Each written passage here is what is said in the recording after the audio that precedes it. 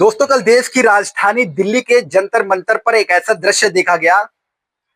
तमाम मुस्लिम कार्यकर्ता, मुस्लिम संगठनों के अध्यक्ष, तमाम पार्टियों में बड़े पदों पर या फिर पूर्व मंत्री रह चुके कई लोग एक आंदोलन में शामिल, एक जन आंदोलन जिसमें सैकड़ों मुसलमान समुदाय के लोग दिल्ली के जंतर मंतर पर पहुंचे और उन्होंने एक आवाज दी कि जिस तरीके से वक्फ बोर्ड के संशोधन को लेकर ये सरकार हमारी निजी धार्मिक मामलों में हस्तक्षेप कर रही है, इस सरकार को उस हस्तक्षेप को रोक देना चाहिए।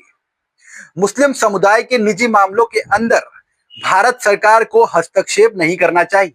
संशोधन के माध्यम से वक्फ बोर्ड के निजी मामलों में सरकार गैर मुस्लिम समुदाय के लोगों को जोड़ना चाह रही है। वो क्यों? क्योंकि तमाम जो इनकी जमीनें हैं वक्फ बोर्ड की जमीनें, जिन पर चाहे मदरसे बने हों, जिनमें ईद बनी हो, ईदगाह बने हुए, कब्रिस्तान बने हुए हों या फिर सार्वजनिक ठहरने के स्थल, इन सब जगहों पर अब जांच प्रक्रिया में सीधा सीधा जो कमेटियां बनती हैं राज्य स्तर पर या कहें तो केंद्र स्तर पर, उनमें गैर मुस्लिम लोगों को भी शामिल करने की सरकार ने बात कही। समझ रहे हैं आप? 22 लोगों में से बताएगा कि 12 लोग गैर मुस्लिम हो सकते हैं। अब मुसलमानों का यह कहना है कि इस तरीके से तो आप गैर मुस्लिम लोगों को लाकर वक्फ बोर्ड के निजी मामलों में हस्तक्षेप कर रहे हैं और मुसलमानों के आंतरिक मामलों में हस्तक्षेप करने की भारत सरकार लगातार कोशिश कर रही है। आपने जंतर मंतर की कल मेरी वीडियो भी देखी होगी जिसमें तमाम लोगों से मैंने बात करी। मैंने बात करने की कोशिश उन युवाओं से करी कि आखिर युवा क्या सोचता है। क्या युवा भी तमाम भीड़ की तरह उन मुद्दों पर आकर वहां खड़ा हुआ है या युवा अपनी बात रखने आया है? तो कई युवाओं ने काफी बेहतर तरीके से अपने बात रखी, शब्दों की मर्यादा में रहते हुए बात करी।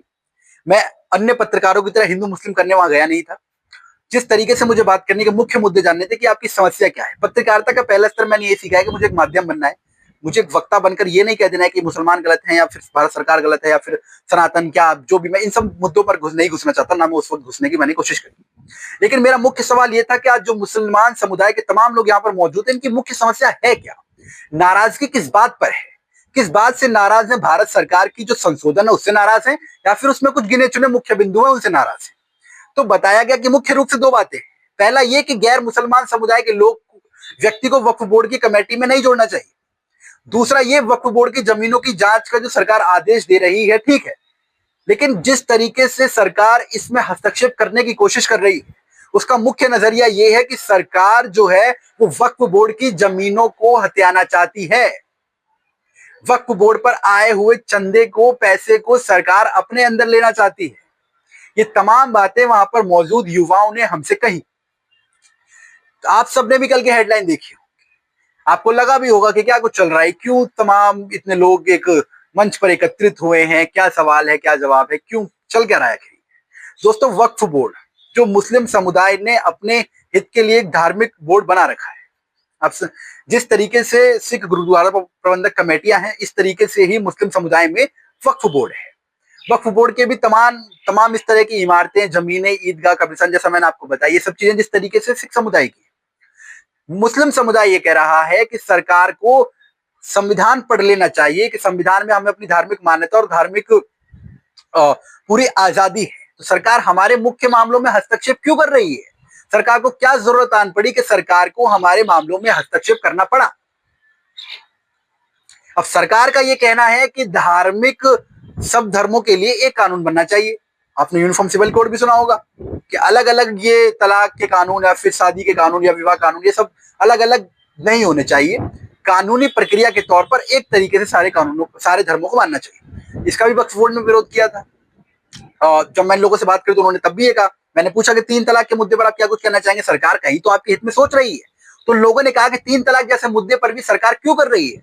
3 तलाक का मुद्दा भी हमारे धर्म के नियमों के आधार पर सही स्वर सुलटाया जा सकता है। सरकार ने उसमें भी हस्तक्षेप किया। राम मंदिर आपने हमसे ले लिया, राम मंदिर के बीच में भी हमने ये कहा था कि ये जो है कोई आपके पास दस्तावेज तो है नहीं, लेकिन आप देश की सबसे बड़ी धर्म की मान्यताओं के आधार पर राम मंदिर बना रहे हैं तो बना लीजिए। हमने भाईचारे की मिसाल दी। लेकिन अब आप वक्फ बोर्ड की जमीनों पर, लेकिन अब आप वक्फ बोर्ड के चंदे पर, इन पर निगाह गड़ा कर बैठेंगे तो सवाल तो उठेगा।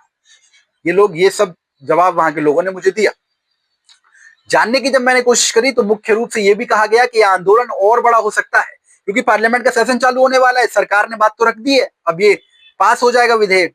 अब विधेयक पास हो गया तो फिर सब अपने हाथ पे हाथ रखकर बैठे रहेंगे। तो कहा कि रोजे के वक्त में अगर एक व्यक्ति, एक मुसलमान सड़कों पर धूप में गर्मी में अगर खड़ा है तो मजबूरी तो भैया कुछ बड़ी है। ये बात सरकार को समझनी चाहिए।